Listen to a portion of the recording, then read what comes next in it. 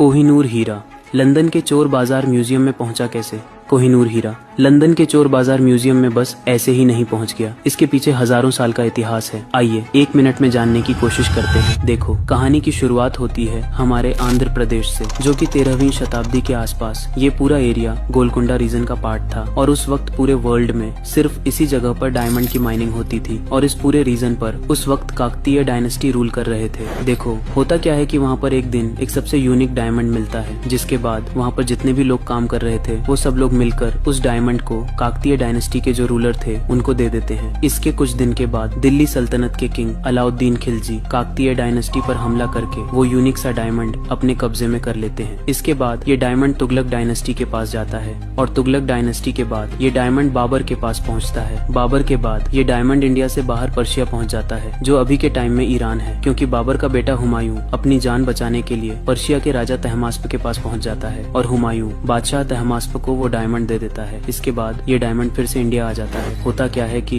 बादशाह तहमास्प अहमदनगर सल्तनत को अपने साथ करने के लिए वो डायमंड को तोहफे के रूप में दे देता है। इसके बाद 7 जुलाई 1656 के आसपास ये डायमंड मुगल डायनेस्टी के बादशाह शाहजहां के पास पहुंचता है और जब मुगल साम्राज्य कमजोर पड़ने लगता है तब पर्शिया के राजा नादिर शाह सिर्फ खजाना लूटने के लिए 1738 में मुगल साम्राज्य पर हमला कर देता है और एक बार फिर से ये डायमंड इंडिया से बाहर चला जाता है और इस डायमंड को नादिर शाह कोहिनूर कहते हैं, जिसके बाद इस यूनिक से डायमंड का नाम कोहिनूर पड़ जाता है। इसके बाद कोहिनूर दुर्रानी एम्पायर के पास चला जाता है। दुर्रानी एम्पायर के बाद कोहिनूर सिख एम्पायर के पास आ जाता है और एक बार फिर से ये कोहिनूर इंडिया वापस आ जाता है और अब तक ब्रिटिश साम्राज्य भारत पर धीरे धीरे कब्जा करना शुरू कर चुका था। और जब देखता है कि सिख एम्पायर अब कमजोर पड़ गया है तो ब्रिटिश साम्राज्य 11 दिसंबर 1845 को सिख एम्पायर पर हमला कर देता है और उस वक्त जो सिख एम्पायर पर रूल कर रहे थे महाराजा रणजीत सिंह के 5 साल के बेटे दुलीप सिंह थे, जिससे ब्रिटिश साम्राज्य वो 5 साल के दुलीप सिंह से ट्रीटी ऑफ लाहौर पर साइन करवाकर कोहिनूर अपने कंट्रोल में कर लेता है और कुछ दिन के बाद ब्रिटिश साम्राज्य कोहिनूर को अपने वतन इंग्लैंड ले जाता है और इस तरह से कोहिनूर इंग्लैंड के चोर बाजार म्यूजियम में पहुंच जाता है।